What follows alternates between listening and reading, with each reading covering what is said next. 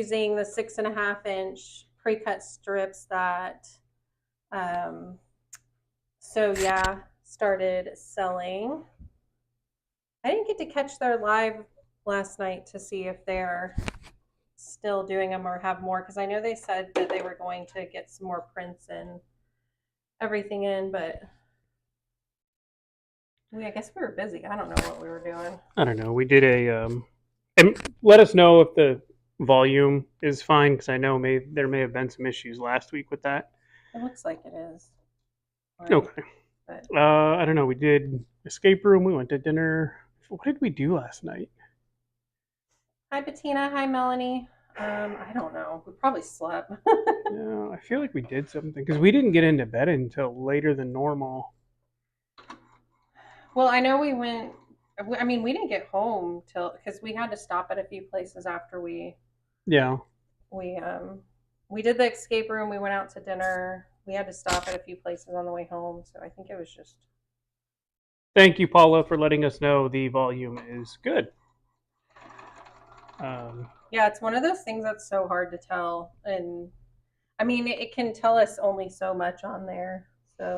So, um, hey, And Melanie. y'all have to help him because I caught him once when we were up here Yeah, sewing, trying to sew him on the wrong I way. almost went the wrong way. Um, so one of my favorite things is dad jokes because I love silly, dumb jokes. And I have a calendar. It's a desk calendar that is one dad joke for every 365 days, which I love. So to the extent that any of you also enjoy the dad joke humor, please feel free to share your best dad joke because I love embarrassing my children as much as possible. We went to breakfast this morning. It was my wife, myself, our daughter, and her best friend, who's like they basically live at each other's houses. If they're both not at our house, they're at her house. So she's like an adoptive daughter of ours.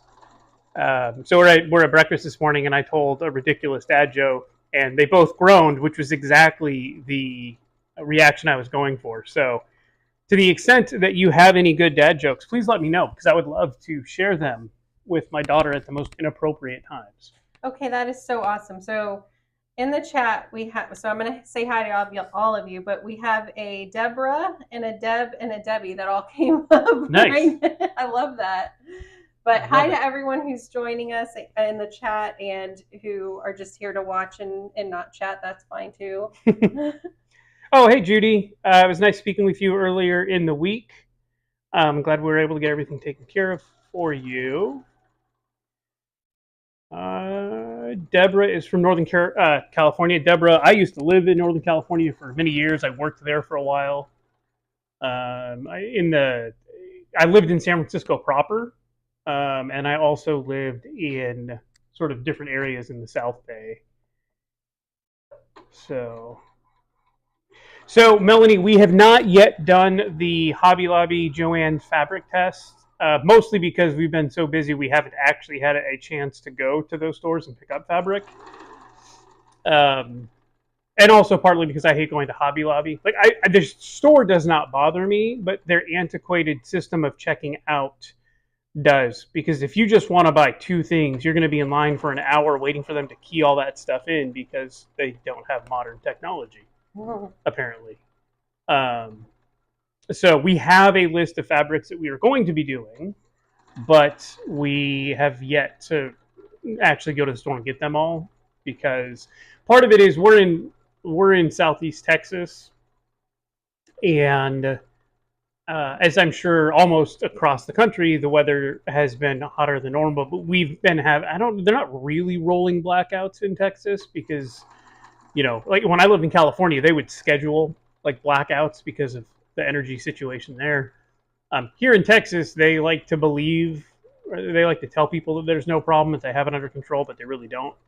So we just have random periods of time where we have no power because they can't sustain the system. So it isn't for really long. It's just enough to annoy you, yeah, and then hope that when everything comes back on, that it didn't like mess up your your computer because you were on it because you didn't know when it was going to happen, or like what was it a few days ago? Oh, the water heater we found out wasn't working, and I'm guessing something must have happened. Yeah, he was able to fix it. We didn't have to have somebody come out, but yeah, we had, because the power blips happen quite frequently and they're really annoying.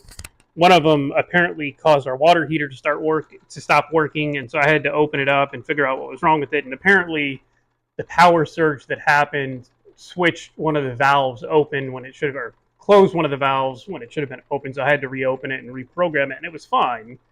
But it's just stuff like that, right? So when or the room that we're in right now, the AC wasn't working, so I had to fix the damper on that. Because it was literally like almost 90 degrees in here, and it was horrible. Because this room is on the top of our home, so all of the hot air goes here anyway. And when the damper is closed, there's no AC in here. So the power surges have caused issues. I was in the middle of a project yesterday when we had one, and luckily my hand wasn't anywhere near the saw blade because it usually isn't. But my saw blade stopped in the middle of me cutting something. So it's been a fun time. It's also fun guessing, like, was that a power blip or did our breaker like right or something? Who knows? It's a fun little guess. We all just wait until people start posting about it on our community board. Hey Deidre, nice to see you. So cotton for me, she is trying to sell the Bernina, but she hasn't had any luck. So it's still here until someone buys it. But at least she's getting use out of it. But we are still trying. Well, I don't know. Are you still actively trying to sell it? I haven't reposted it in a while, just because. I mean, right now since we're both sewing, it's convenient to have this one because while I don't mind the one I got from Walmart, this one is easier to sew on because I have a 1/4-inch foot for it. If I do sell it, I guess I could just get the 1/4-inch foot for the other one because I found that you can't buy one, so it'll make it a lot easier to sew. I could always make one. No, you can't. I could figure it out. It's metal. I can machine aluminum. I should have brought a hair tie up.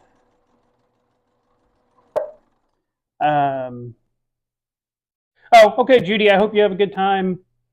Have a good rest of your weekend. So Chula Vista, I've been to Chula Vista. I was actually one of the guys that was in my platoon in the Marines. He was from Chula Vista. I was stationed not really in San Diego, but at Camp Penn, so Camp Pendleton, so outside of San Diego. But I do love San Diego. I haven't been in numerous years, but there used to be a really good wing place. I think it was called Wings and Things, and it was on Midway, just outside of the naval base. And it's like the greatest place for wings that I can remember. So. Oh. It doesn't show that it's hot up here, but it feels hot up here. It's 74. I keep hitting this microphone, and that's probably really annoying. Sorry. See if this works. It does look like it works. Okay, I'm gonna go cut this and see about the next steps on this. Okay, well, good luck. Deborah, will we be attending Pinners in Southern California in Pomona? No, our daughter is. She plays very high-level elite competitive soccer. So basically, once August rolls around, we have soccer tournaments all over the place. So she's got a tournament at the end of August, and then the very next weekend. So I think we have one tournament that goes Friday, Saturday, Sunday, and then the next week there's one that goes Friday, Saturday, Sunday as well. So. Oh, so we need to make sure next weekend we need to go pick out fabric then for that. Yeah, I know. We need to make time for it. After that starts, it's going to be really hard to do that shopping. I've done quite a bit of stuff in 29 Palms, Barb, so I know all about that place. Although, 29 Palms, El Dorado, which I don't think it was called Eldorado. It's an old air base that closed down, maybe late '90s, early '90s. So, I hope I don't regret folding this to cut it. oh hey, it works. I can see you in there. It just shows how delayed we are. I'm not actually sewing as much as I should be, Liz, but if you pay very close attention, I'm one step up from turtle mode. I moved it up just to see if I could handle it. And it's making my life much easier. This is going slightly faster. So this is still slow, but it's not full on turtle mode. I'm one click up. You feel like a rebel?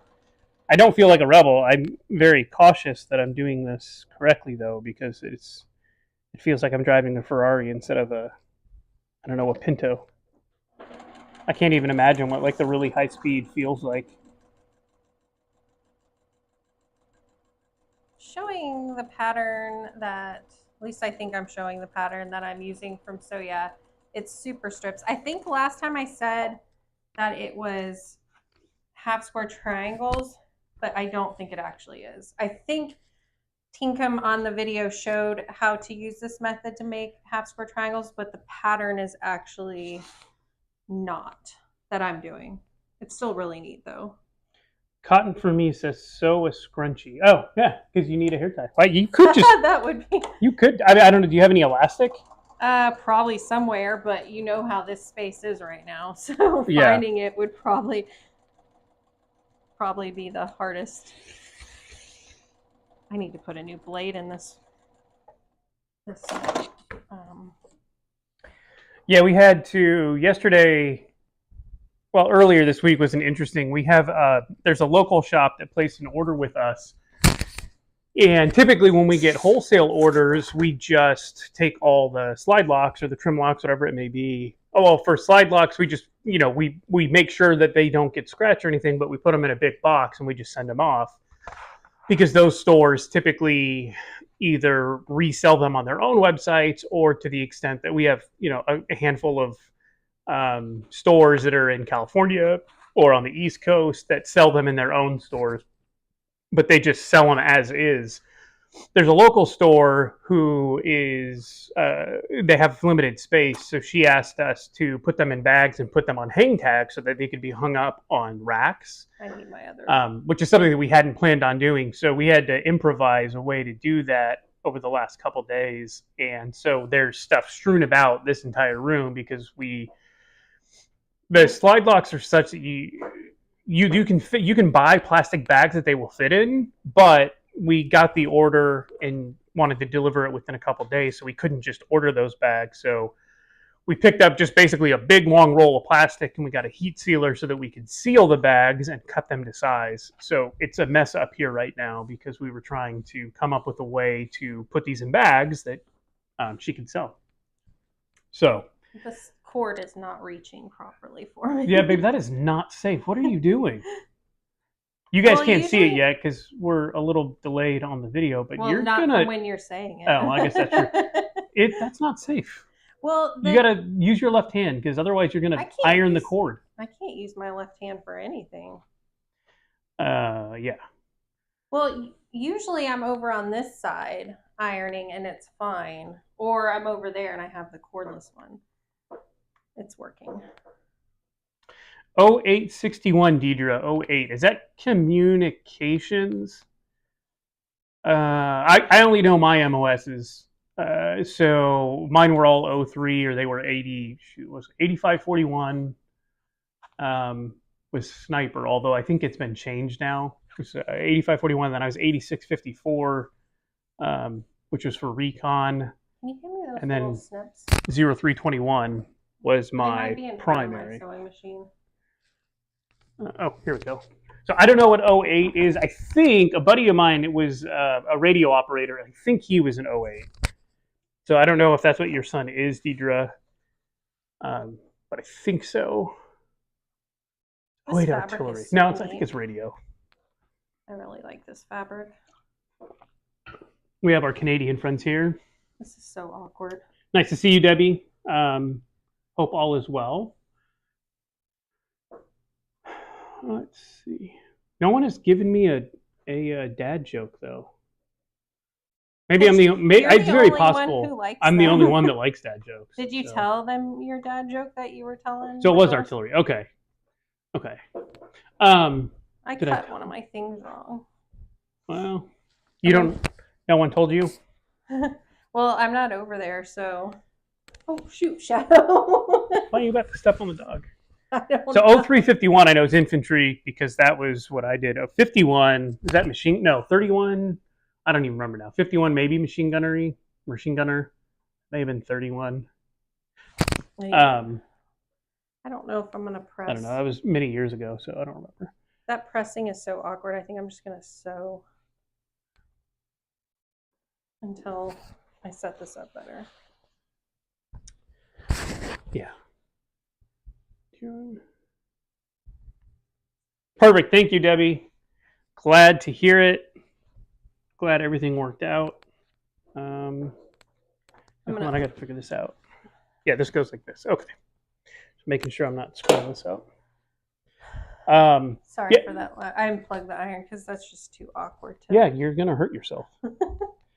To anyone... I should have moved the... I should have just moved my cordless one over there. Got it. To anyone who joined late, I was regaling everyone else with my love of dad jokes. So if you have any good dad jokes that I can use to embarrass my children, I would love to hear them because I have very few joys and very few things in life bring me as much joy as embarrassing my children. So I am happy to hear any horrible jokes that you... Well, see, I think they're great. I think most people groan, but I love them. I think they're great. Go blue. That's right, Rebecca. Hopefully you're not just teasing me and you really like Ohio State. But if you like Ohio State, probably be very difficult for you to quilt because I don't think people who like Ohio State are able to function that well mentally. Watch you. All right, after you say that, you're going to sew one of those sides on wrong. Hey, I'm not saying I'm perfect. I'm just saying I'm at least didn't go to Ohio State. Kid's dentist is from Ohio State, though, so. Yeah, he did go to Ohio State. He's a good guy. I like him a lot. And they're going there tomorrow, so you better hope he's not on here listening. Well, every time I go see him, I wear my Michigan hat or a shirt, and we have a fun joke about it. And then he tells me he's going to drill, and then I shut up. Oh, good. Michigan. See, perfect. She actually went to Michigan. She knows what's up. I really miss that area. Yeah, I miss Ann Arbor. I miss going to the farmer's market. I miss Carytown Village. I miss the fall is what I miss the most. Awesome, Debbie. I have not cut more than 8, Debbie. Someone has told me they've cut 12. I don't doubt that it's possible. I've just never had a need to do that. I think Liz said she tried cutting a lot, but the fabric she has is really thick. But I can't remember how many she said she... She's in the chat. Oh, I know she said it was a lot. I think the most we've tried is 8. 8.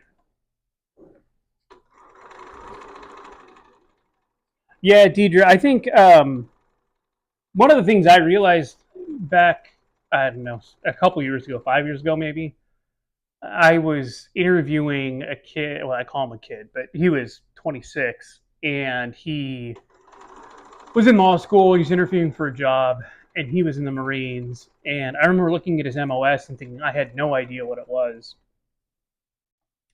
And I looked up the Marine Corps MOSs, and they've just been completely changed since I was in. So, like, being a sniper used to be a secondary MOS, but you can join the Marine Corps now as a sniper, which is so far beyond my understanding, because back in the day, you would have to join as an infantry MOS, and then you would go from infantry, you would get selected for recon, and then you would get selected. I mean, I guess you could be a division sniper, but there's all sorts of crazy things go into it, but you had to be selected for sniper school. You couldn't just join as one, but apparently you can do that now. So a lot of the MOSs in the Marine Corps have changed. Oh, good, Bettina. I'm glad that finally worked out. And again, I apologize that it's upside down, but you knew that going into it. It was definitely not my intention to make one upside down.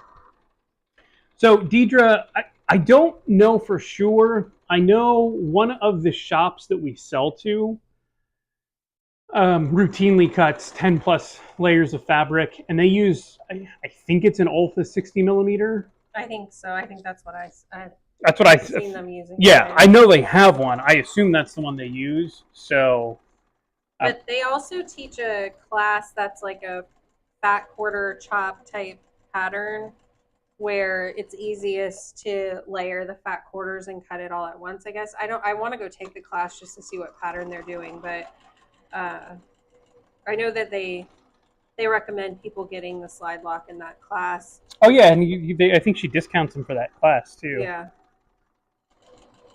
Yeah. That is correct. I remember that now.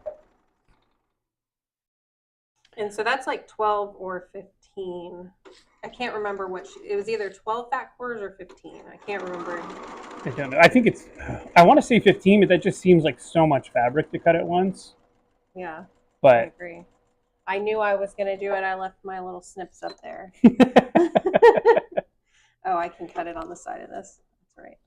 I always forget that little doohickey. Yeah. Well, because you have my machine that the thread cutter actually works. Well, there we go. Hey Terry, hope all is well.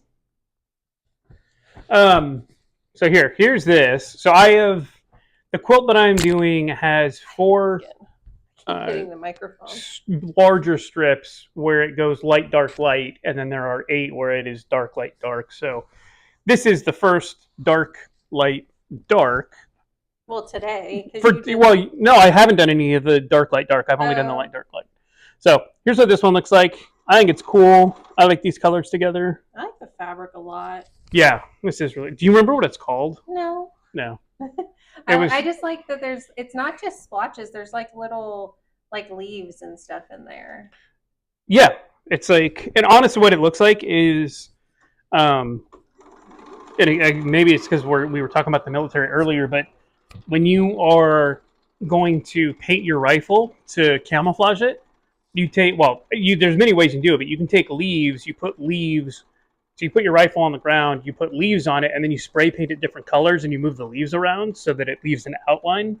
So you're just so used to doing artsy stuff. Yeah, but that's what it looks like. It's like they put a leaf down on it, and then spray painted it, and then took the leaf off so that it would stay. At least that's what it looks like to me. So I'm trying to think. There's something I wanted to talk about. Your dad jokes. I did talk about. Got over that nobody's giving you any. Yeah, well, that happens frequently. No, there's something else. I just don't remember now. I should have written it down, but I didn't because that would make too much sense. That happens, though.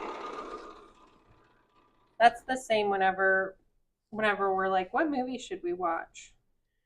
And we can never come up with anything. We'll have a conversation at 2:00 in the afternoon about what movie we want to watch tonight, for instance. We'll have 5 really good ideas, and then by the time we get to bed, of course, we didn't write anything down, and we completely forgot all 5 of the movies that we've come up with. Now, to be fair, we are currently going through all of the Harry Potter movies, so that like it's nice sometimes to just pick a series that has 3 or 4, or in this case 8 movies, because then it's like, hey, we watched number 1 on Friday, we watched number 2 last night, so we'll watch number 3, and so we know that for the next 6 days we know exactly what we're watching, which is nice. I just wish there were more movie series like that, because there's only so many movies that we both like that have series, like Die Hard, Back to the Future. That one, and that's it. No, I like the Ocean's movies. Oh yeah, those are pretty good. I don't like the second one. Yeah, well, you don't like the second Back to the Future either. Thanks, Barb. The first and the third one's good. Yeah, I like the Bourne. They have good jokes. They don't have dad jokes. They all have only good jokes. Well, I like the bad jokes because they're more fun. Oh, I'm doing this. Hold on. Yeah, I put this wrong.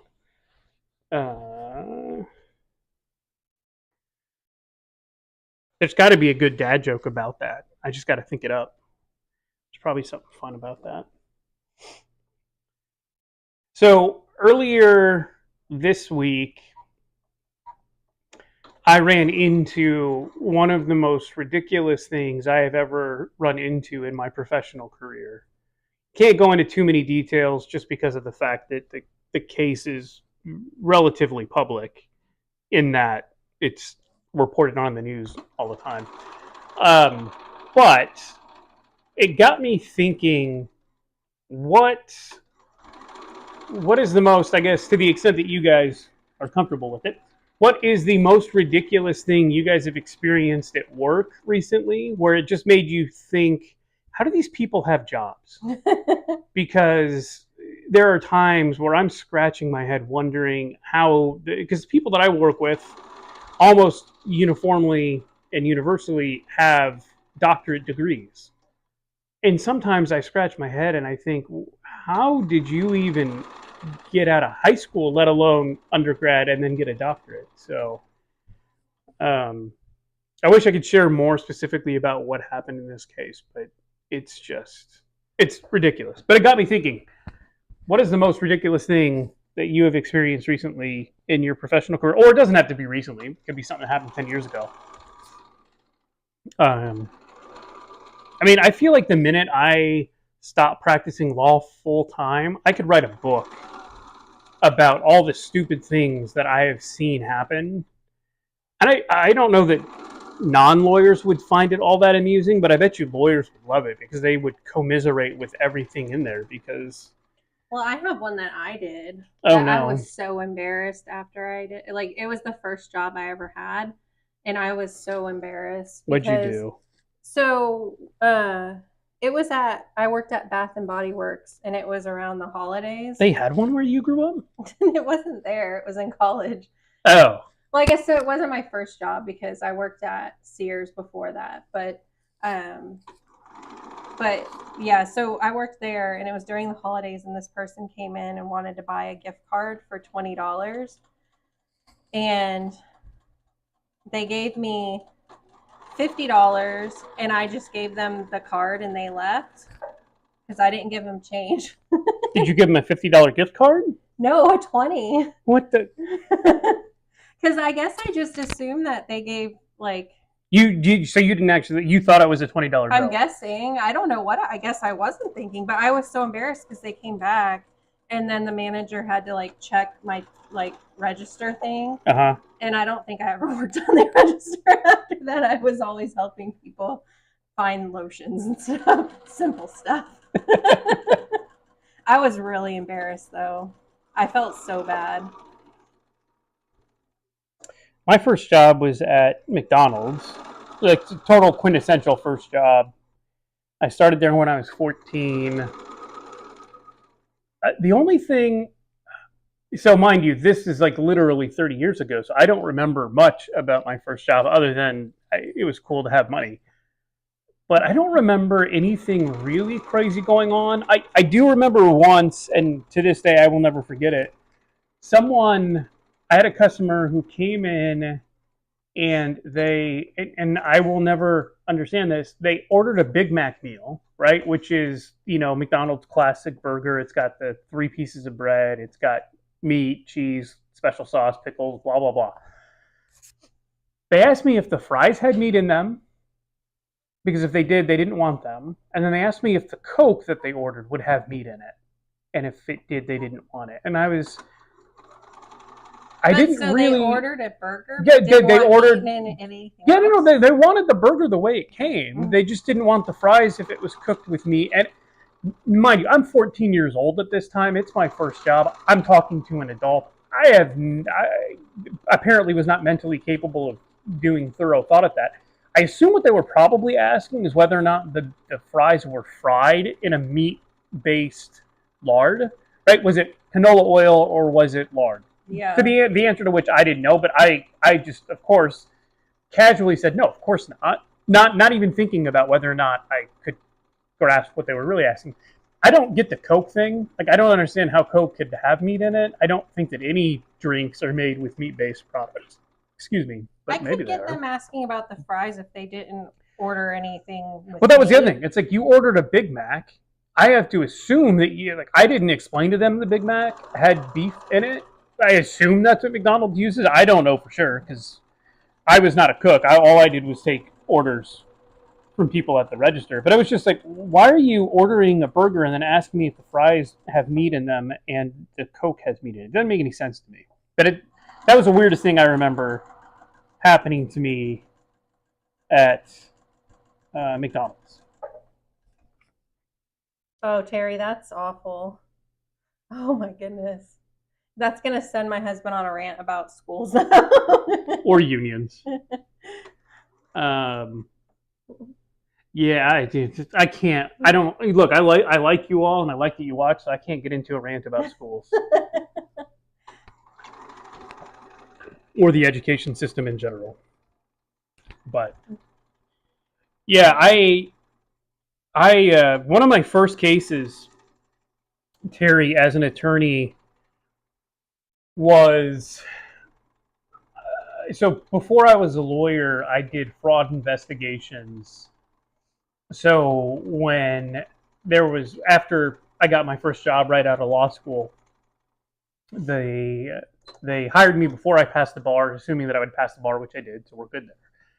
But one of the employment lawyers at one of the employment partners at my firm learned that I had done fraud investigations, and there was this huge issue that came up at a public school system, and they needed a law firm to come in and do an investigation to find out what happened to make sure that the school district was in compliance with all federal and state regulations.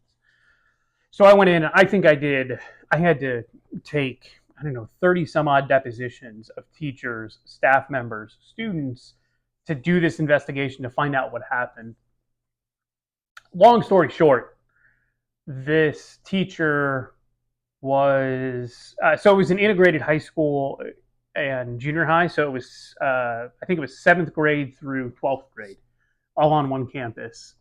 And it was a PE teacher, actually. She was a female PE teacher, so just like yours. And I guess long story short, which is very hard for me because I tell long stories, she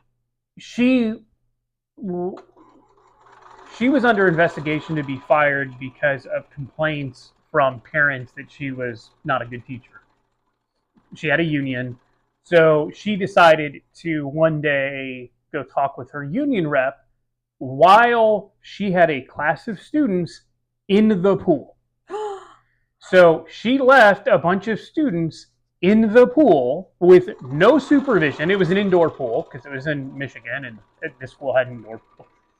She leaves all the students in the pool. She tells no other adults that, hey, by the way, I'm leaving a bunch of students in the pool. She leaves for basically the entire period to go talk with her union rep. Luckily, no one was killed, no one drowned or anything like that. But while she was gone, there was an allegation from one of the female students that one of the male students tried to take her top off, and there's no adults there. No adults. No one could verify anything. It was a he said, she said. I have no doubt that happened. But what I was investigating was not that. I was investigating the teacher to find out what the school could do. She ultimately couldn't end up being fired because despite putting 30 kids at risk of, death, really, her union backed her up. And so she got to keep the job. That's insane. Yeah. Not only did she keep her job, she then later claimed that she was sexually harassed by some of the boys on the baseball team, which makes little to no sense because, well, boys are going to do what boys are going to do, so they could definitely have sexually harassed her, although the definition of sexual harassment is very broad. But it never really happened because we had to do an investigation on that. And ultimately what ended up happening is nothing. She was just trying to claim that she was discriminated against so that she could keep her job, which That's she ultimately the only did. part of this I remember because I remember you telling me y'all had to go talk to a bunch of different. Yeah, I had to interview the entire there. damn baseball team. Yeah. To find out that nothing actually happened. So I didn't know about. Well, I'm sure you told me about the pool thing, but this was years ago. So Yeah, I mean, this is like more than a decade ago. But yeah, no, she left the entire class of students in the pool with. Now, so aside from the clear, have fun on your vacation, Linda. where's she going? Oh, awesome! I love cottages. Yeah, aside from the fact that she left a bunch of students in the water unsupervised and someone easily could have drowned, the fact that like you don't leave a bunch of teenagers in swimsuits alone with each other because that's just ripe for something to go wrong. Well, it shouldn't. Well, but it like yeah, I agree. Mm-hmm. Teenagers should be smarter than that, but they're just not. Yeah, that doesn't in our neighborhood right now, we're dealing with. Well, we aren't. Yeah.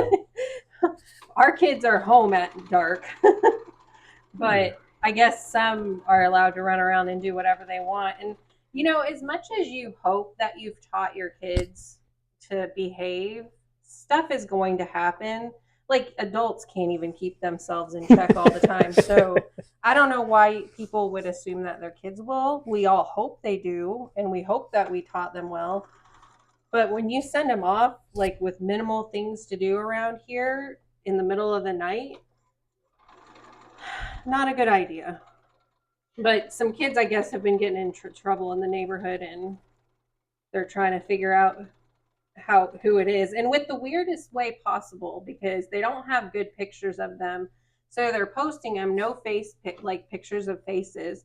They're all like, oh, well, that kid has white Crocs on, so just look for that. And I'm like, well, it's a boy, so we automatically know it's not our daughter. Our son doesn't wear Crocs, but I'm like, our daughter and her best friend, they both live in the neighborhood and they have white Crocs. Like, I don't think, oddly, when they came out, nobody wanted to wear them, and now it's a trend, I guess. I don't really get it, but they're like, they have white Crocs on and whatever shirt, Magellan shirts. Yep. I'm like, that's what everyone I see wears. Yep. Thank you, Barb. Debbie and Debbie. Debbie saved my life again. I was about to sew the wrong sides. See, this is why I can't be left alone. I cannot come up here and sew myself because I will screw everything up. Yeah, I don't understand. Like, I mean, I remember being a teenager, and I remember thinking that like I could get away with anything I wanted to, and no one was ever going to catch me. Somebody's watching. Somebody sees. I just like we live in a very small town. I think population 3,500. Literally, everyone knows everyone, or can find out who everyone is because there's a town directory.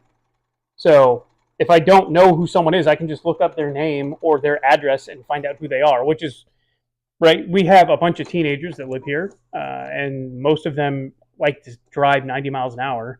And it's silly because all I have to do is see where you park, and the minute I know where you park, I can look up who you are and tell your parents that you shouldn't be driving. But, yeah, it's just one of those situations where we live in a tiny town where you can't get away with anything, and a bunch of kids went to one of the pool areas. There's like several pools throughout the town that anyone can use.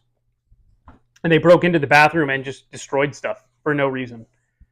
And there's cameras everywhere, right? You cannot get in and out of the town until you go through a security check and cameras. So you're always going to be seen. And so but yeah, it's like they had nothing better to do but go and destroy someone's property. And it's like, what's wrong with you? Like, I know our kids are going to get into trouble, and well, I don't know that. I think they're scared shitless of what may happen if they do. I don't think that's why they're. But if there's going to be any time that they do something, it's going to be at night when they feel like they have the cover of darkness. I just don't understand why they're allowed out like that late. Yeah, I would not. Like, our daughter's curfew is like 8:30 or 9, depending on when the sun sets. Yeah. It's basically, hey, if you're not back by sunset, there's a problem. And, you know, surprisingly, I will say this. I do remember when I was younger, I missed curfew. Like, I would miss it by 5 or 10 minutes. Like, I would never be like an hour late.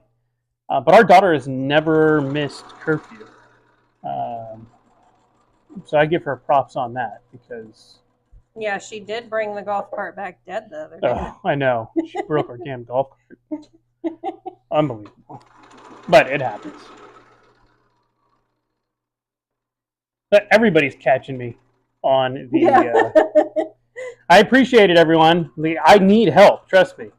This is new to me, right? You get me in a wood shop with lasers and saws and all that fun stuff. I'm in my element. When I'm in an air conditioned area where I should be able to concentrate on everything without having to worry about, cutting my hand off, you'd think I'd be much better at it, but apparently it's harder to talk and sew though.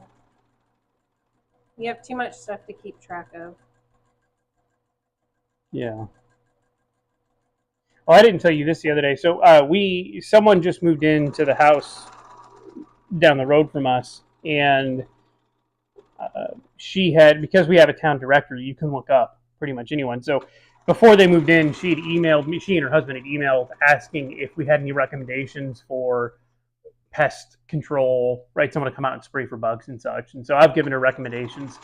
They finally moved in, and so she came over to introduce herself when they moved in, and she actually asked to borrow a tape measure because they forgot to bring one and they needed to measure to have something delivered. So I gave it to her, and I'm in the shop working, and I'm on my saw, one of my table saw, which is the scariest machine I own. And I'm always careful, but her husband came to return the measuring tape, and I'm in the middle of sawing something, and to be fair, he did wait until I was done cutting the piece that I was cutting, but I keep the saw on because I'll just do piece after piece. And in between pieces, he yelled out to me. Now, I can't hear very well anyway, but I was not expecting anyone to talk to me. So I'm about to put another piece down to cut it, and I hear someone yelling at me, and it scared the crap out of me. And I mean, I didn't cut myself or anything, but I was just like, because anyway, it was him trying to bring the thing back, and he apologized. But I was like, man, that was one of the most frightening things I can recall, because I was not expecting anyone to be there, and I was about to, put my hand 2 inches away from a blade spinning at 6,000 RPM. Luckily, I didn't cut myself, and he's actually really cool. He's retired now, as pretty much everyone is where we live. I feel like we live in a retirement community. Well, we were just talking about all the teens. Yeah, but their parents are 60 years old. So, no, he's a retired attorney, and so we were talking about attorney stuff. But it was fun. Someone wants to know if you free motion quilt on your Juki. I try to. I am not very good at it, but Well, you did. Well, I don't know if it's free motion quilting on that one, but you quilted. No, I do mostly straight line stitching. What I'm better at is I have some rulers for doing ruler quilting, and I'm better at that. But I have so many videos planned, and I'll tell you what I have planned when I'll actually get to it, like along with our plan to do the fabric video and the rotary blade video. Hopefully it doesn't take too long to come out, but I have a video planned for showing some different free motion ideas on smaller projects, because I just am not good at it on larger projects. Sorry, I didn't mean to interrupt you. Good. I like it. But it's something that I need to force myself to practice more, because I don't like doing things that I'm not good at. So since I'm not good at free motion quilting and it doesn't come natural to me, I don't like to practice it, and I need to. That was not a very good story. I'm sorry, but that didn't answer your question very well either. It's very good for free motion quilting, I will tell you, because I tried on this and it did not work out. And I think I have a video that compares the two, where I show the stitch, like how nice the stitches look on the Juki compared to this one free motion quilting. So definitely better on the Juki for sure, but I'm just still not very good at it. I think one of the things that's hard for me is because when you're used to sewing, just piecing or doing straight line quilting, you can just watch where you go, and you know where you're going because it's in a straight line. When you free motion quilt, you have to have a plan of where to go, and you can ask my husband. I'm not good at planning. I'm not good at it. I love my wife, but that is absolutely true. I that's not, so planning ahead on where I need to go, where I need to move my hands, it doesn't connect very well for me. It's like being put on the spot. In school, they wanted, because I did really well in school, but I'm not good at like trivia type stuff or thinking really fast. Like I would be awful on Jeopardy. I could know the answer, but I need time to process it before it comes out. So free motion quilting, it's just it's really hard for me to do. Yeah, Laura, I have never cut my finger with the saw, knock on wood. I did, and maybe I told this story before, so I'll be brief, but was it two Christmases ago? 3 Christmas ago? I don't remember. I was making something for, I like to make Christmas gifts for people. One, because I'm not really good at figuring out what to buy people, and two, I know if I make something, you probably aren't going to have something like it. And I was making something for someone, and I needed to sand a surface, and I was going to use my belt sander, but I couldn't figure out how to do it easily. And rather than, and my finger's starting to tingle as I tell this story, rather than taking the time to build a jig that would have allowed me to do this safely, I'm like, oh, I'll just wing it. And I ended up sanding my finger off, and I had to go to the ER, and they had to do a bunch of stuff. And the doctor's like, yeah, you're probably not going to grow back. Luckily, it did grow back. I don't have a lot of feeling in that finger now, but it did grow back. It was so gross. Yeah. All you saw was a bunch of blood when you came home. Yeah. My wife wasn't home at the time. She was out at soccer practice, so I just had to go to the ER. And Yeah, so I come home and it's late. And I know, I think we have told this story before. I come home and it's late and he's not here, and he doesn't really like go out like that. So I was very confused. Asked our son where he was, and he wouldn't tell. He was just like, I don't know. And he knew. He just told him not to tell me so I wouldn't be worried. yeah. So it makes me freak out even more. And then I knew the golf cart was out of the garage, so we went there. Me and my daughter went out there to put it back, and I see blood, so I'm like, something's not good. But my wife is the type of person where if I had texted her and said, "Oh, babe, I cut my finger off," or sanded it off, as it were, she would not be able to concentrate on anything else, and she doesn't like driving anyway, so her No. drive back from soccer practice would have been so much worse. So I was just like, you know what, I'm not going to bother you with this because Yeah, I have horrible anxiety. Like if the kids are out somewhere and I text them to see what's going on, and they don't text me back within like 2 seconds, I assume something awful's happened. So I'm not good with that kind of stuff. yeah. So I saved you from yourself by not telling you what happened.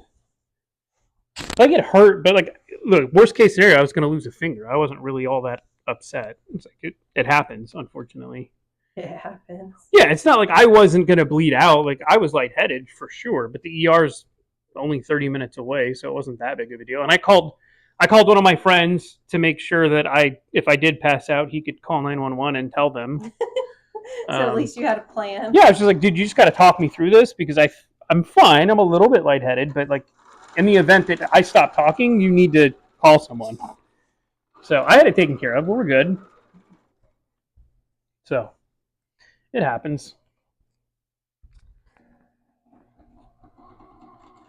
Oh, hold on. You're sewing it onto the thing. Oops, wrong side. Okay.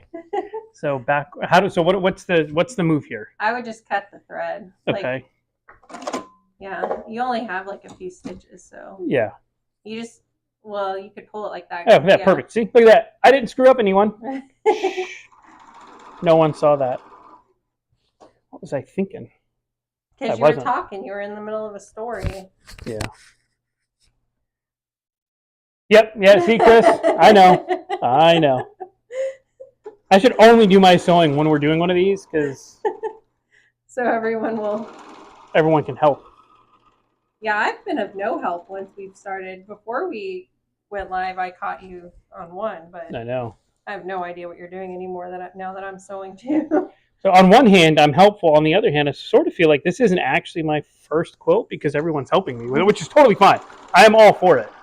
I just don't know it's going to be accurate for me to say I did this by myself, because that's clearly not the case. If I had done this by myself, it would look You're going to have to ridiculous. go through all the chats and I know. have Debbie, Chris, a whole bunch of people who Barb. helped along the way. Yeah, everyone who helped. That's right. So. See, I think a lot of people probably don't think of quilting as being dangerous, but I've hurt myself so many times up here, either with the rotary cutter, or when I was trying to free motion quilt, the needle caught my finger once before because the foot's not as low. Oh. And that didn't feel good. It didn't go all the way through, thankfully. I've seen people post pictures of that happening. And then that quilt that I just recently did, the Dresden with the doilies on it, that one is so heavy. So when I was actually quilting it, oh my goodness, the weight of that, like I think I complained for 3 days to you about. Well, when I came up here and saw you, I'm like, man, that looks ridiculous. Like, you look like you were struggling.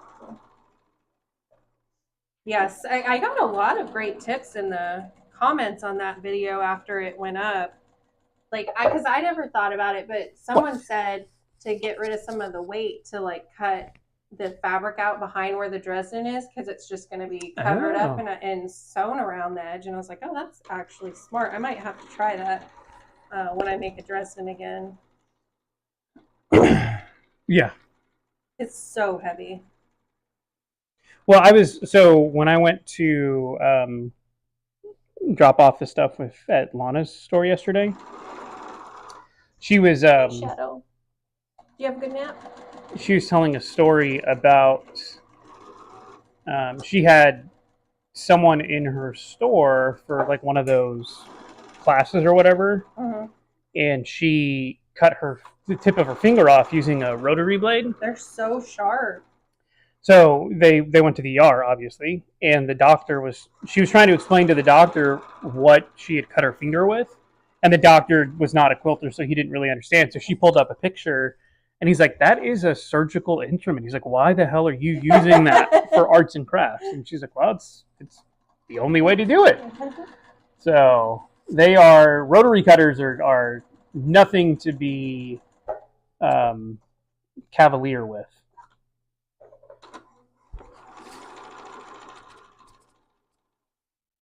One of the quilting groups I'm in on Facebook, one of the administrators in the group is so strict that if anybody posts a picture of what they're working on and there's a rotary cutter in the photo and the blade's out, he deletes it. Because he says that's not showing good like safety. I mean, that's taking it to a whole nother level, but I get it. I mean, so, and again, not trying to get into a political discussion, but when I was in the Marines, I did a short stint as a marksmanship instructor. So I had to teach people who had never shot a gun how to shoot, which is very scary, because if you know anything about Marine Corps boot camp, which is when you learn to shoot, anyone that goes through Marine Corps boot camp is perpetually tired and that's sort of the whole point, right, is to test you and bring you to your limits. So these kids come to the rifle range to shoot weapons that can kill anyone, and they're half asleep. They don't have their mental wits about them because they've just gone through a 50-mile jog with a 50-pound pack and 110-degree heat. So they're beaten down, and like, it's scary as hell to be there with them and trying to get them to keep the barrel pointed down range. What was the point of this story? I have no idea. I'm shredding this fabric. I don't know. I had a point, everyone. I don't remember what it is. Safety? Oh, yeah. So safety. So that's the whole point. When it comes to safety, I get it. Like you were saying, that guy will take down any post that doesn't show a rotary blade properly retracted. It's the same way. Like, if I'm on a rifle range or if I'm on any gun range and someone's doing something stupid, I will shut that crap down immediately, because I don't want to get hurt. I don't want them to hurt themselves. I don't want to see anyone get hurt. So I get taking safety seriously. It's just, You just got to know what you're doing. And as Jane, oh, hold on, who did say it? Yeah, Laura said, respect the power of tools regardless of whether they're saws or sewing machines. That is absolutely true. Well, you're very strict because, like, I don't have a problem with guns. I don't have experience with them. Like, I think you've taken me out to shoot once, and so I don't even have I don't even know the combination to our gun safe No one because does. it wouldn't make sense for me to, because what's the point of me going in there if I can't properly use them? So That is correct. Okay, let's see. Okay, I've got to make sure. Okay, I've got two different things going on. I've got a solid and a color, so we're good. Not messing up. Yeah, Jane, I don't know how I would feel about having to come back and keep doing this if I constantly hurt my fingers. I feel like um, finger injuries are some of the most painful.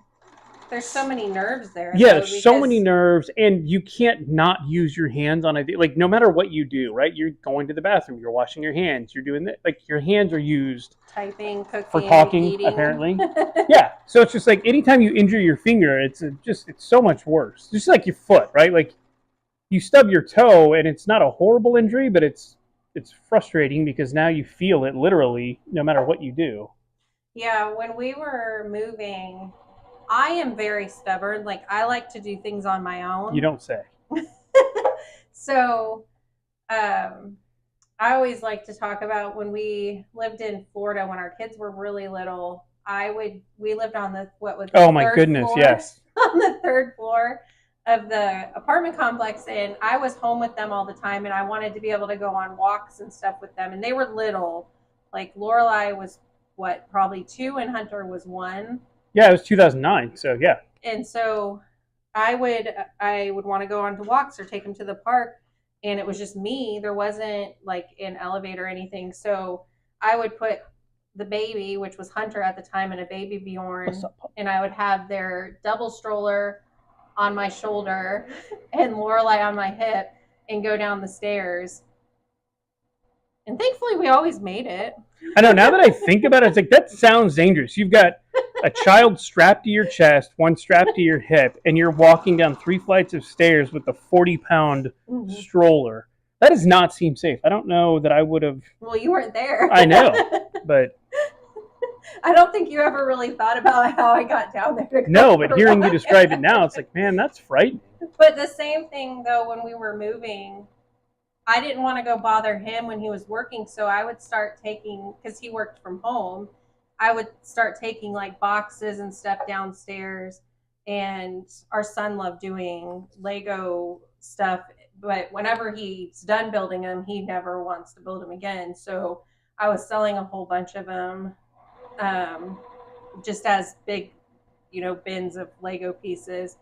And someone was coming to pick them up, and so I was trying to carry it all downstairs by myself, and I slid down the last 3 steps of stairs, and I had like the hugest knot on my ankle from turning it when it hit the bottom. And he's like, "Why didn't you come ask for help?" And I'm like, "Oh, you were working." Yeah, so Jane, and that's good, Chris. I always try to, when I'm teaching someone, I try to fix issues as quickly as I. What the shit? I literally just sewed this, and now it's not together. What did I? You don't have thread in your needle. Oh. That is hilarious. So I did all that for nothing? Wait till you do it because the bobbin is out. So what do I have to do? You have to rethread the needle. I don't know how to do that. What? Oh, you have it like all up there. I don't know what happened. Your thread must not have been like far enough through, so it sucked back up in there. Oh man. So I don't know how to fix this. What do I do? So you just follow the diagram. Oh, where's the diagram? I don't see a diagram. What are you talking about? Oh, this one doesn't have a diagram. Just kidding. See, you trying to. So it just comes down here. Okay. Does it Can you have push to? it in there? There Thank we you. go. Here, and then hook it behind this one. And then just put the thread through the Like needle. that? Yeah. Okay. Nobody caught you not sewing. Yeah. Well, it's not their fault. There's no way. I didn't even notice, and I'm sitting right here. So I you don't. can either use the thread thing or the. I don't know what's the thread thing. Well, you took it all out of the loops now. What? See, it's not in that. All right. So how about this? I'm gonna let you do that while I move over because. Oh, hold on. Watch your toes. I just need. There we go. Shadow got in the way. Here, No, it wasn't the bobbin that ran out. It was the. I'll let you. It was the. Shadow. The thread didn't go over there, stay bud. in his needle. No, over there. I don't want your paws to get messed up. So see, you have to make sure it's in this one. Okay. And this one here. Yeah, but I don't have the dexterity in my left hand to be able to get that through the needle. No one does. Oh, so see, there's a tool that you didn't tell me that. Well, I was trying to tell you. Okay. Do you see how that worked? No, you did that so fast.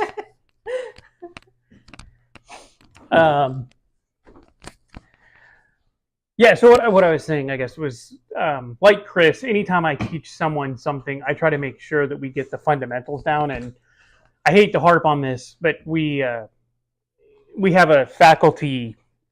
So I teach college, and there's a faculty sort of group chat, if you will, and the dean, if you will, that oversees the college that I teach in had asked a question, essentially saying, "Hey, what's the most frustrating thing about teaching nowadays?" And that was a dumb decision because I don't talk to a lot of the other faculty members. I've talked to a couple of them, just say, "Hey, I'm teaching a new course. What are your thoughts on this or that?" But I don't really go to them to vent or anything. But this email, or this was in a chat, was asking for, what's the most thing. It just opened the floodgates, and people were just pouring in. I'm like, okay, I'm going to jump into this too. But one of the most frustrating things for me is most of the courses that I teach are juniors and seniors in college. And I'll get people come into these classes that cannot form complete sentences or know how to write correctly. And it's so frustrating because it's like, how did you graduate high school, let alone get into college, and then somehow get through your junior year without knowing how to properly write?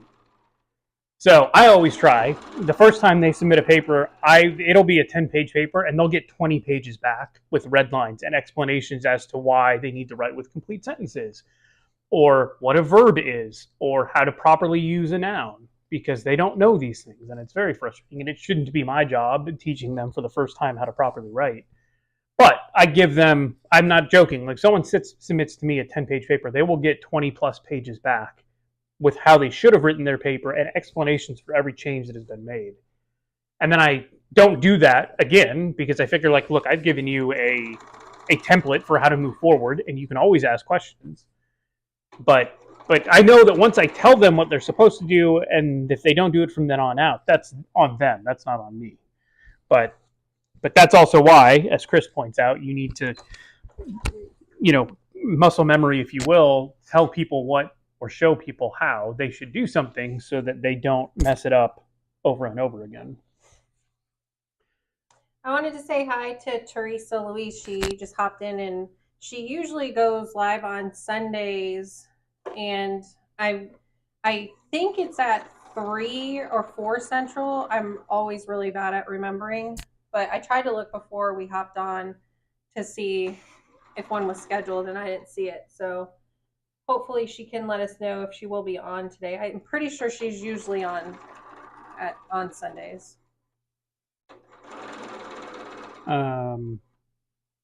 Yeah. So that's funny, Jane, or maybe not funny, but when we did our video on the rotary cutters, I had to change one of the blades out, and I almost cut myself because, to your point, when you're taking out those new oils, they're oily. And I actually, when I changed it, I put 2 in because they're so thin. I didn't realize that I had put 2 blades in, and then when we tried to cut with it, it's like, why is this not cutting? And I knew almost right away. Well, I didn't know because I've done that before, where when you put 2 in, it just shreds your fabric. It was so. I feel I feel your pain there. But yeah, there's maybe that's something I can work on one day, is come up with a better way to change those blades, because it is ridiculous that like I don't even know how These these. should be like, it should, when you purchase the new ones, it should kind of be like American cheese, where they have like a Oh, slice they're with individually wrapped. or they have like a little paper between them so that they can come apart easily. It's like, we're gonna put this extremely sharp blade in here with grease and try. Y'all have fun trying to get them apart. Yeah, I just like honestly, as a lawyer, I don't understand how these people aren't sued on a regular basis, and maybe they are, but it's like you cannot put sharp bone cutting blades in a package with no safe way to take them out or to put them in um, a thing. So yeah, it was bad. And Laura, anybody That that is just his pet peeve on. yeah, gun safety is like my number one thing. And if anyone just randomly handed me a gun, I'd slap them in the face, because you just don't hand a gun to someone for any reason, and then you sure as hell don't give them one and tell them to shoot, and not tell them, especially with the Magnum, what the gun is or how it's going to do. It's just all bad. That'd have been a bad situation for me to be a part of. Well, you would. I mean, I would never have done that, but I also would have just jacked up that person. It's like, dude, you don't deserve to own a weapon, because if you're going to be cavalier like that, you're the type of person I'm concerned about. So yeah, I don't know, Terry. I think most of the blades that I have seen are titanium or stainless, and neither titanium nor stainless steel are magnetic. They're not reactive. we'll have to check. So Maybe if they made really blades out of are. cast iron or something like that, then you could use a magnet. I haven't tried. I guess maybe that is a way to get them. But wouldn't it grab all of them? If you use a neodymium magnet, it would. But if you use like a light power magnet, probably not. But titanium is not reactive. Neither is stainless steel.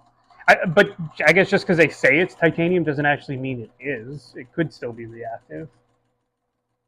All right. So that means Teresa will be going live probably right around when we're wrapping up here. So y'all will have somewhere to hop over. Oh yeah, she's going live in 24 minutes. Yeah. So y'all can hop over there and hang out and chat. That'll be fun. Hers are always fun. And then I think Tiffany probably goes on right after she is wrapping up too.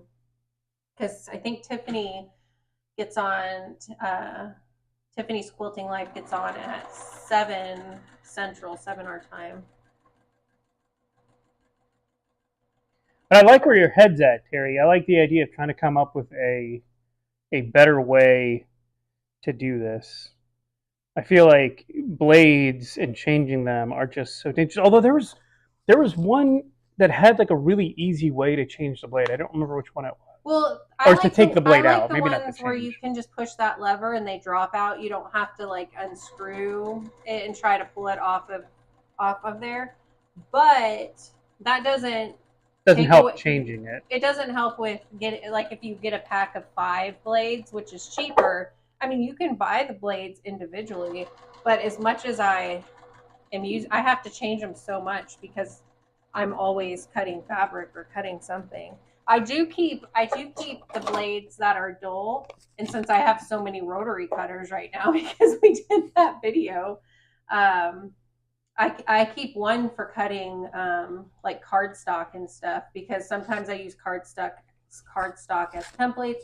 We use cardstock, what we were just talking about with the packaging for the slide locks for one of the quilt shops here. So I like using the old blades that are dull for cutting paper and stuff like that, because for some reason it can't cut through fabric nicely, but it can cut through cardstock. I don't understand.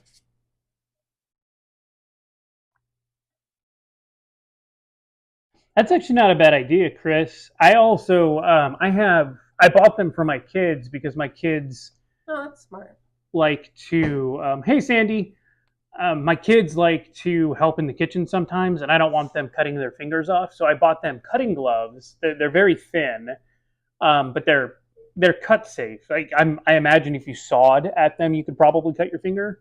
But they look like little mittens, and you slide them on, and they protect your finger. So I bet you I could wear those for. There's a woman on Instagram. I'm horrible with names. I know those of you who have been with my channel for a while. I have talked about it before. I'm horrible with names, but on Instagram, and I'm sure some of you will know who I'm talking about because she just did a recent paper piecing pattern that is amazing. It's of a woman, and it's like a famous painting. Mona Lisa? No, and I can't think of it now. The Venus de Milo? It was right in oh, that's a. I think it was like the pearl earring, I think. Oh, girl with the pearl earring? I think so. But she recently did a video where she was showing different cutting gloves. And it was really interesting because rotary blades cut through most of them. Oh, really? Yeah. Well, that doesn't surprise me just because they're so sharp. But I may have to test the cutting gloves that we have and see if it'll cut through. Now, she was trying to, though. Like, she was, she had the glove down and was cutting it. Yeah. So that might be different than if you're cutting and, hit yourself accidentally and remove it right away.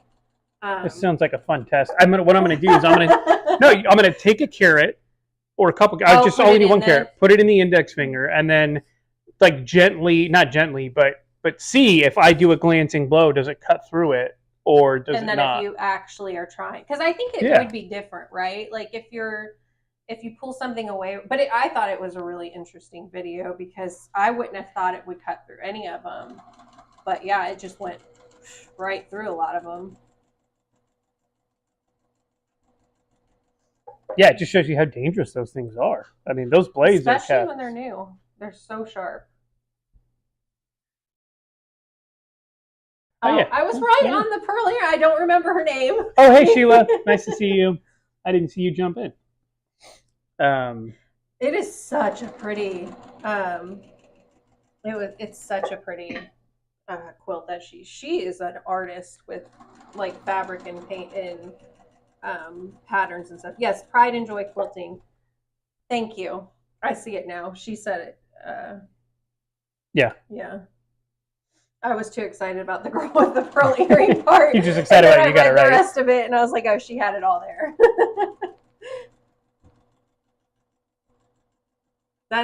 She has some really awesome patterns.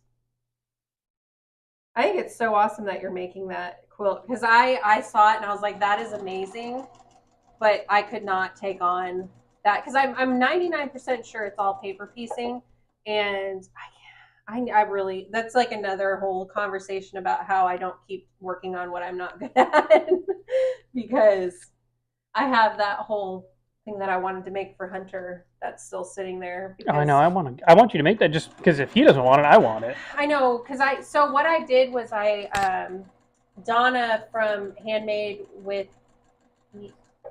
by Ying with Donna did this lion quilt along.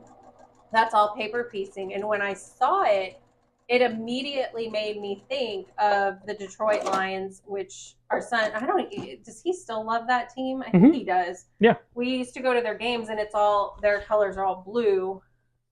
Well, they're not all, are they all blue? Yeah, it's called Maui blue, I think. So it's blue and silver. Instead of following the color scheme for that quilt that it showed, Honolulu we picked out all different blues because we thought it would look good and kind of, it wouldn't be exactly their stuff, but it would have that feel. And yeah, I need to work on it. I really need to work on it. Honolulu blue, not Maui blue, but I knew it was one of the Hawaiian cities. Someone had asked, I got an email earlier in the week. This machine is a Juki TL2010Q. Someone had wanted to know what it was. I need to reply to. Did you reply to it? Yes, I did. Okay. This machine is a Bernina 480P or B480, and then we also have a Juki DU 1181. I only use that one for when I work on bags, though. Yeah. So to the extent that anyone in this wanted to know, This is the Juki TL20T 2010Q Bernina B480. Yeah. Yeah. And then the other Juki that These are both good machines. It just depends on what you want to do with them with regards to quilting. I have a video that kind of compares them both. I prefer that one. It's much easier for me to sew on because I mainly just do straight stitch sewing. I don't do a lot of, this one has so many different, stitch designs and everything, and I didn't use them a lot. And I feel like this one, because I sew so much, I mean, I'm up here a lot sewing. It's a lot more heavy duty. So when I want to use the thread cutter and everything on it, it works. This one, because I was using it so much, the thread cutter would start getting jammed. And then when that get jammed, the machine doesn't sew at all. Like, oh, someone did ask. I didn't even see it. So yeah. So it works like really well unless you want to use that over and over like I was. And since it works right now, but if I keep using it, it'll jam up the machine to where I have to get it serviced. So for me, that one was better. But if you want all of the different stitch options, this would be okay as long as you don't want the thread cutter to work all the time. And it's got the manual one too that you just need to remember to use. Yeah, but it's so much more convenient. Oh, I get that. The foot pedal and it cuts. But there's a lot of good things on this machine. It just depends on what you're looking for. And that one works better for me and what I want to do. And I could never get the free motion quilting on this to look good. I had the stitch regulator for it. I still couldn't get it to work really nicely. But on that, even though I'm not good at having designs going, the stitches look good. So Teresa, we have not had either of these serviced, either of the Jukis. I mean, the other one. This one needs to be, though. But that's not a Juki. Oh, yeah. This one we haven't. The industrial machine is pretty straightforward. Like the service you can do on your own. Yeah, and it has like an oil pan under, so it self oils itself. For the most part, there's a few spots that I have to add oil to. This one, I probably should have him open it up for me because there's okay. And help me clean out the like dust and stuff and oil it, but they're pretty heavy duty. Yeah, because we've had this one for what, at least 2 years, I feel. I think it's coming up on like 2, but I don't think it's quite 2 yet. Okay. Because we had it when we moved. I didn't have it at the other house, just here, so it can't be more than 2 years for sure. We have had the Bernina serviced before locally. I just don't like that shop. Don't say what it is. I'm not going to say what it is. I don't like that shop. So I would much rather spend money on someone I actually like than having to go there. But yeah, but her shop, she doesn't have. I don't think she sells Bernina. I think she only sells Brother and one other. I don't remember what it is. And then the other quilt shop I like a lot, she only has a machine I've never heard of. Yeah. So I mean, they look really nice. I looked them up and they look really nice, but I can't remember the name of them. I'm sure I can figure out how to do it. So you can. I think Tiffany has a video when she took hers apart. I think it's her. Well, I think MJ is who I'm thinking of. She had sent me some links about a guy who he does like servicing on the like your old Singer, that one right there. Oh yeah, because I need to get that going too. So I need to take a look at that, but it works. There's something off where it pulls the fabric through and bunches it. So the problem is finding time to fix it, right? But yeah, I can fix it. I got all the stuff to do it. I got all like the stuff to clean it and everything, and looked at some stuff on how to do it. I just haven't done it. So I like that idea, Teresa. I just don't know. Hey, look, if they're in the general Houston area, please let us know because I would be more than happy. I've been trying to find someone who will come out to where we live to give me a haircut because I'm not going to take my hat off. The only reason I'm wearing a hat today is because I need a haircut badly. And I had one scheduled for Friday, but this goes to my wife not being a good planner. This one was on me. I'm usually very good at planning. I forgot that I had scheduled someone to come in and re-epoxy our master shower. And so I scheduled my haircut for the same time they were going to be here, and my wife and daughter had scheduled haircut for my daughter. So I screwed up and I didn't get my haircut. So I would love to, because I know during COVID there were people that would come and do that. I just can't find anyone who does it now, which is really annoying. Because I would love to do that. I love having people come to me so I don't have to go anywhere. Makes my life easier. It's just too far to drive to any of them. Like when I took Lorelai to get her hair cut, it's 30 minutes away. It's basically a 30-minute drive. It's just like, oh my Right. goodness. I mean, cutting my hair is about a 5-minute ordeal because it's just all with a clipper. So it takes 5 minutes, but it's going to take me 35 minutes to get there. It's going to take 5 minutes to get it done, 5 minutes to pay, and 35 minutes to get back. It's like I lose an hour and 10 minutes just to go get a 5-minute haircut. Lorelai's was quick. I thought I was probably going to be there for at least an hour because her hair's so thick. You know, they have to clip it up and trim, and then to dry her hair is the same as mine. It takes so long. But we were in and out of there in 30 minutes. I was like, that's why I haven't scheduled a haircut in a while because it takes so long. I'm like, I'm gonna get one scheduled with her because that's quick. I can handle that. Yeah, so Teresa, I used to cut my own hair when I would just have it all the same length, but trying to do a fade by myself is difficult because I can't see the back of my head, and he had me help him shave his head during COVID because no place was open, and I did not enjoy that. Yeah, so and my daughter won't do it, and my son is apathetic toward getting haircuts, so he wouldn't do it either. So, all right, well, I am done for the day because I've got other things I need to go actually grade papers because I forgot to do that yesterday. Uh-oh. That's fine. They're not due yet. I just need to get it done so that I remember. So I'm going to go do that. Yeah, we'll hop on. Yeah, and then Teresa. You that's all right. can go hop on Teresa's live because she should be getting on soon. Teresa Louise, I Quilt 2, and see what's going on, what she's making. It's not, is it the start of the new? Because I know on some of her lives she's been doing the monthly wall hangings. Those have been really fun to watch come together. But say hi. I guess it's not quite the new month yet.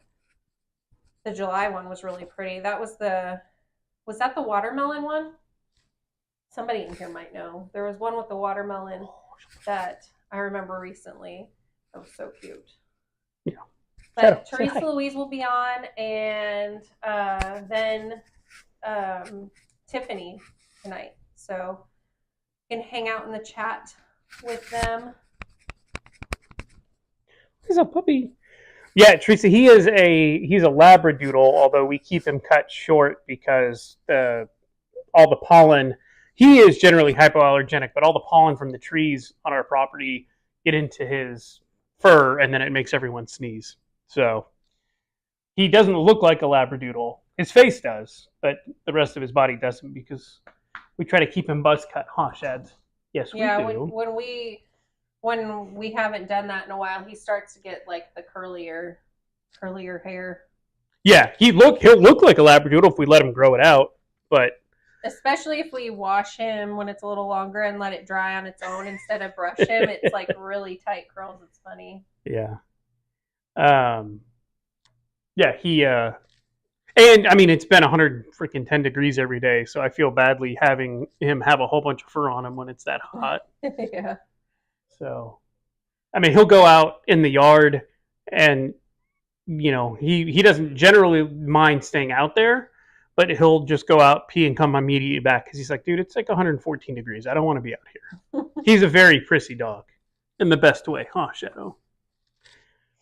So, yeah, it was great, everyone. If any of you do ultimately have dad jokes, please put them in the comments because I'm not. I love dad jokes. I want as many as I can to embarrass my children at the most inopportune moments, right? Like our daughter will bring her boyfriend over and I'll be like, hey, let me tell you a dad joke and embarrass the crap out of her. And then she gets all red in the face and it makes me laugh.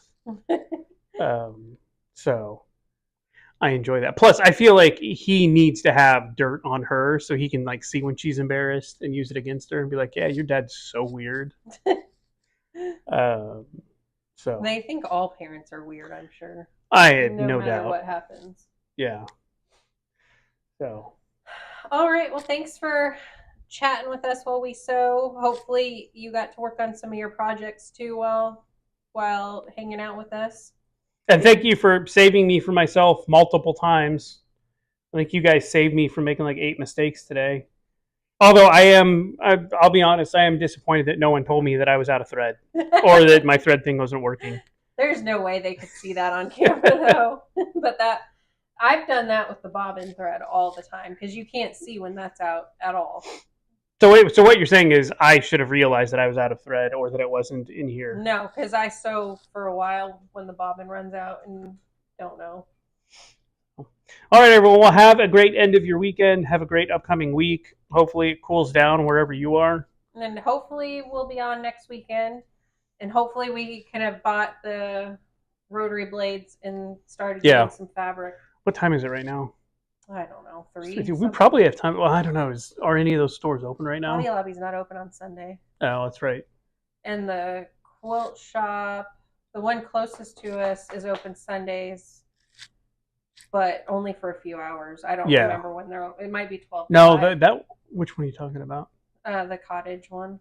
Oh yeah, I think they're only open until 3. I was gonna say the other one on I-10 is not open on Sundays, and Lana's isn't open. Only quilters cottages. Yeah. All right. Now we're having a conversation with ourselves. I know. All right, everyone, have a wonderful weekend. Sheila, see ya. Candace, thank you for stopping by. And Sandy, it was nice to have you join us. So I hope you enjoyed it, and we will talk again soon. Bye, everyone. You got it. I don't know how to turn it off. Yeah, I got the